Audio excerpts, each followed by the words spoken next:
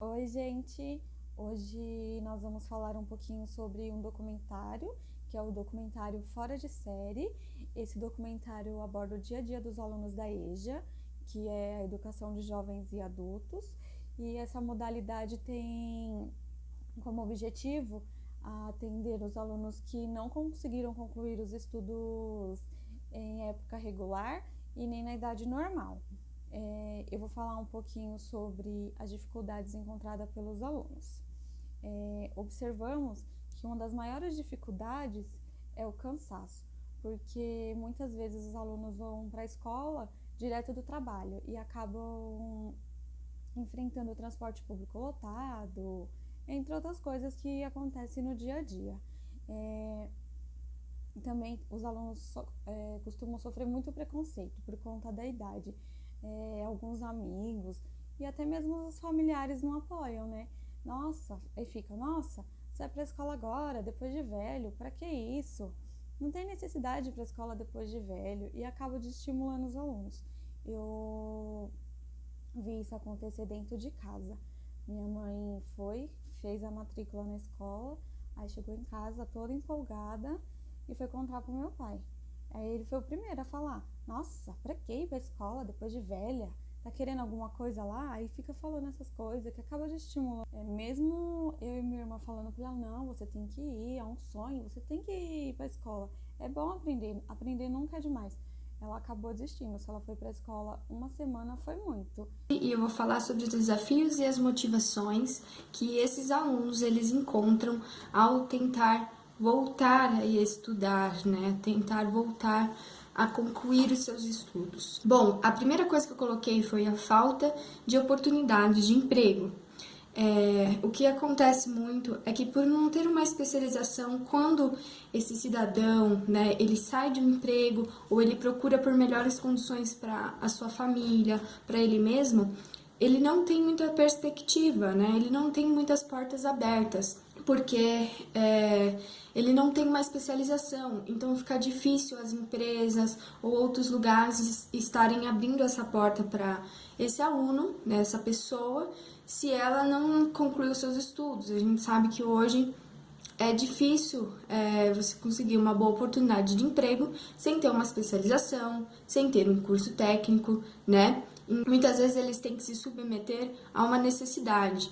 É o caso de uma tia minha, uma parente, e eu conheci outras mulheres que também passaram por essa mesma situação. Ela trabalhou como doméstica, né, a vida toda, porque ela não tinha estudos, ela não tinha instrução, nem alfabetização. E aí chegou um momento onde ela estava com problemas de tendinite no braço, problemas de saúde, e ela já não queria mais exercer, né, essa profissão, que era uma profissão que estava exigindo muito dela, estava exigindo muito do seu físico, e ela já não estava com esse físico, ela já estava bem de idade. E o que aconteceu? Ela procurou outras oportunidades de emprego, mas infelizmente ela não pôde trabalhar em nada muito melhor, porque ela não tinha especialização, ela não tinha um curso e ela também não tinha alfabetização. Então, muitas vezes, essas pessoas, elas precisam se submeter à necessidade, né? Porque a partir do momento que elas não têm aquilo que a empresa está exigindo, elas precisam estar aonde elas conseguiram um acolhimento, onde conseguiram essa vaga de emprego, né? Então, isso é um desafio, né, que elas enfrentam e uma motivação para elas procurarem algo melhor, para elas terem uma especialização, para elas começarem pela alfabetização, terminando os seus né, estudos, para aí poder fazer o próximo passo, né, para começar a ter uma vida melhor, começar a buscar algo melhor para sua família. O segundo tópico que eu coloquei também é o aumento de salário, as melhores condições, né? Que inclui muito isso que eu comecei a falar, né? A busca pelo um emprego que valorize eles, né? Muitos precisam sustentar a família, com pouco salário não conseguem. E quando você é jovem, um salário mínimo, por exemplo, ele basta. Às vezes, no salário mínimo, a pessoa consegue se manter, mas a partir do momento que ele constrói uma família, tá lá com 3, 4 filhos, né? E aí, esse dinheiro, esse salário mínimo, não dá nem para alimentação, né? A gente sabe muito bem que hoje uma família com 4 crianças, um salário mínimo, o que que você vai fazer com isso? Então, essa busca pelo salário, por melhores condições, ela é uma das motivações e dos desafios que eles encontram para concluir essa parte dos estudos, né? E aí ir procurando uma melhor condição de vida para suas famílias. O terceiro tópico é o sentimento de inferioridade, né? Isso acontece muito com eles, infelizmente, né? É aquele sentimento de perda de tempo, que as escolhas feitas no passado foram erradas ou ingênuas, porque eles não sabiam, né? E muitas vezes eles tinham que priorizar o trabalho, né? Não podiam priorizar os estudos. Então, né, se eles soubessem que hoje eles iam precisar, talvez eles se esforçariam mais.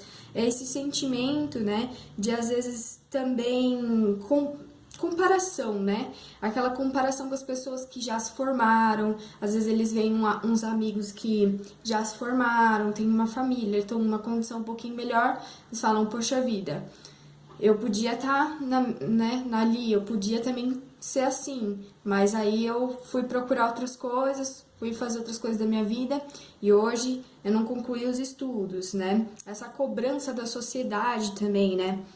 Das grandes metrópoles, né? Que nos exigem uma alfabetização, um curso técnico, hoje em dia para tudo, até mesmo para ser um lixeiro, você precisa ter os estudos concluídos. Então, essa cobrança, né, faz com que eles se sintam inferiores. Isso é um desafio, mas também uma motivação, né, para eles falarem, poxa, hoje eu não tenho, mas amanhã eu posso ter, se eu me esforçar, se eu me dedicar, e aí eu posso dar uma melhor condição para minha família. A busca pela autonomia é o quarto tópico que eu coloquei, né, que ele fala, o que eu quis dizer com isso, né, é que essas pessoas, elas não querem depender mais de outras pessoas, né, muitas vezes a gente vê que eles ficam incomodados em até ler uma bula de remédio, eles têm que depender de alguém, né, muitas vezes essas pessoas elas sofrem até mesmo golpes, porque elas não sabem ler, elas não sabem administrar seus instrumentos tecnológicos ou mesmo um contrato, elas podem ser enganadas porque, né, eles não sabem ver esse tipo de coisa e às vezes terceiros têm que resolver isso. Muitas vezes os filhos aqui sempre resolvem as coisas do banco, remédio que tem que comprar. Então, assim, essa busca pela autonomia, ela é um grande desafio. Muitas vezes incomoda as pessoas que estão nessa situação e é uma motivação para eles buscarem, né, uma melhor qualidade de vida com independência, né, também. Ter a vidinha deles, né, sabendo administrar suas próprias coisas, as contas, né. E uma das coisas que eu coloquei aqui para lembrar é sobre algo muito recente. A gente teve o auxílio emergencial que foi liberado e muitas das pessoas que receberam o auxílio, elas não tinham estudo, perderam às vezes os seus empregos e elas não tinham nem o que recorrer. E, gente, imensas filas de pessoas que não sabiam ler, não sabiam retirar esse auxílio, que não sabiam mexer em tecnologia, né? Não só não sabiam ler, mas como também não sabiam mexer na tecnologia, como retirar esse dinheiro. E o que aconteceu? Pessoas aplicaram golpes nessas pessoas simples, que não tinham estudo, né? Então, as pessoas que elas estão nessa situação acabam ficando à mercê das outras pessoas, né, de pessoas que muitas vezes não querem ajudar, muitas vezes querem roubar, que a gente vê que tudo hoje, né, é um motivo para as pessoas se aproveitarem das outras. Então, essa busca pela autonomia, ela é importante para as pessoas que buscam essa melhor condição de vida e esse estudo, né, básico, para que eles possam viver, para que eles possam ter a própria vida deles sem depender das outras pessoas. Vou abordar sobre as necessidades e desafios que os professores da EJA enfrentam.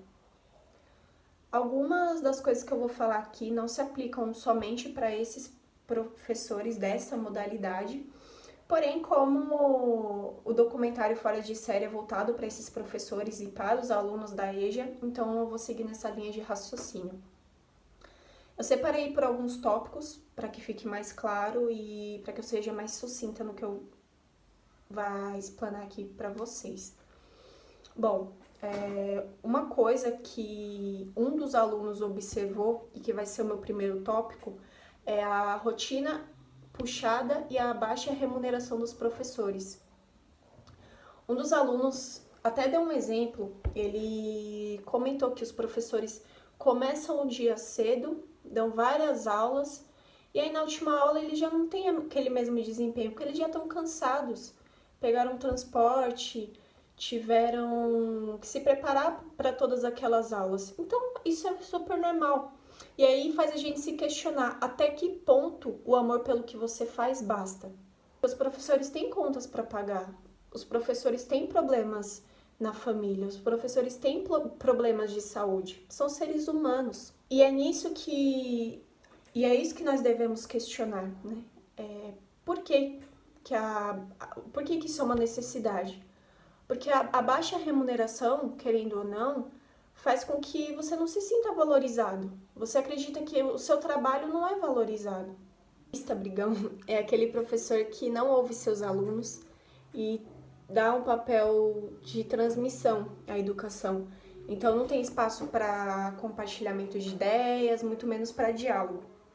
E isso é algo até que um dos alunos do documentário falou, que seria interessante se houvesse um espaço para que houvesse esse compartilhamento de ideias, porque eles tinham coisas a falar. Então, essa forma de ensinar talvez já não seria válida na EJA, porque como se trata de adultos, como são pessoas que têm o que falar, têm vivências, têm experiências, não faz sentido só o professor falar e achar que os alunos não têm o que dizer. Isso aí leva ao outro extremo, que é o objetivismo mecanicista, que aí ele já dá à educação um papel que ela não tem, que é acreditar que a educação, que o aprendizado vai vir naturalmente. E não funciona dessa forma. O professor tem que saber como ele vai trabalhar esses dois extremos, como ele vai passar o conhecimento de forma que seja algo compartilhado e como ele também vai mediar esse conhecimento para os alunos. Não é algo que vai vir naturalmente, porque isso não tem como. São alunos que estão, apesar deles terem vivências, apesar deles terem experiências, eles estão lá para aprender. Então, existem coisas que eles realmente não sabem, eles precisam aprender, eles estão lá para isso. Não tem como a educação vir naturalmente, igual o objetivismo mecanicista prega. E isso aí leva ao meu tópico final. Bom, na verdade, é mais um debate que eu gostaria de fazer agora, não é nada do que pode e o que não pode, mas eu vou aproveitar para fazer uma referência a um livro do Paulo Freire, chamado Pedagogia da Esperança. Nesse livro, Paulo Freire conta algumas das experiências dele como educador, e é muito interessante a gente observar o pré e o pós-experiências que ele vivenciou. Porque depois das experiências que ele vivenciou no SESI, no sertão de Pernambuco, que era onde ele focava mais as palestras que ele dava, a visão de educação dele mudou muito. E ele amadureceu muito como educador. Então eu vou apresentar agora o idealismo brigão e objetivismo mecanicista, que são duas formas de ensinar que ele apresentou no livro. Bom, no caso seria a falta de apoio do Estado. A nossa professora Renê deu um exemplo muito bom, que seria quantos alunos de EJA continuaram tendo aula após a pandemia. Então, onde essa desvalorização começa? A aula desses alunos é realmente encarada como algo importante? Os professores que dão essa aula realmente são encarados como necessários? Que material que materiais existem para nortear o ensino dessa modalidade. E materiais que norteiem são extremamente necessários. A gente sabe que, por exemplo, a BNCC não é um documento que diz exatamente o que fazer, mas ele apresenta métodos, apresenta formas, apresenta maneiras de fazer as coisas, que seria entender o ponto de vista dos alunos e o que engloba isso. Então, ajudar individualmente, ter tato ao falar e compreender principalmente que a realidade dos alunos é diferente da sua, é diferente de um do outro, e isso vai levar a diferentes resultados, vai levar a tempos diferentes, vão ser tempos diferentes para que os resultados esperados aconteçam, e isso é totalmente normal. Um professor deve se moldar à realidade dos seus alunos. Voltando à citação de Paulo Freire, gostaria de compartilhar uma parte muito interessante desse livro, acho que muito importante também, sobre quando Paulo Freire estava fazendo uma palestra sobre educação dos filhos. E aí, nessa palestra ele estava criticando os pais que batiam nos filhos como forma de castigo. Detalhe que ele estava falando para pessoas, para trabalhadores rurais, para pessoas que não tinham a mesma educação que ele, não tinham a mesma realidade que ele. Nisso, um trabalhador o interrompeu e começou a falar o que ele achava, como ele achava que era a vida do Paulo Freire. Falava, doutor, acredito que você tem uma casa grande, um quarto para os seus filhos, um quarto para o senhor, um quarto para a empregada, uma estante cheia de livros, e Paulo Freire só ouvindo. E aí ele concluiu da seguinte forma, ele falou, se a gente bate nos nossos filhos, não é porque somos ruins com eles, é porque a vida não foi fácil pra gente. E a gente quer mostrar isso pra eles, a gente quer mostrar que a vida é cruel. E aquilo mudou a forma de Paulo Freire pensar, mudou a forma dele pensar em como falar para pessoas que não têm a mesma realidade que ele. Porque ele sabia que aquele trabalhador não tinha a mesma vida que ele. E por isso era muito fácil para ele chegar para aquele tanto de trabalhadores com realidades diferentes da dele e pedir que eles não batessem nos filhos ou que eles mudassem a forma de educá-los. É claro que eu não estou falando aqui que bater nos filhos é algo bom e que a gente tem que fazer isso mesmo. Mas o ponto é, nós não sabemos a realidade das pessoas. E o professor de EJA tem que ter isso na mente dele. Ele tem que estar ciente de que são adultos, são pessoas que já viveram muitas coisas, devemos ter tato ao falar com elas, devemos escolher nossas palavras e devemos pensar em como ensiná-las de maneira que as toque, de maneiras que faça sentido para elas. É algo que a gente vem ouvindo desde o começo da graduação, que a gente tem que se moldar aos alunos. Às crianças, aos adolescentes e aos adultos não é diferente. Então, eu gostaria de finalizar o vídeo com essa ideia do Paulo Freire. Se moldem aos seus alunos, tenham tato ao falar com seus alunos de EJA, pois a educação é algo que transforma, mas não transforma só os alunos, também transforma os professores, também transforma a forma com que nós tratamos uns aos outros.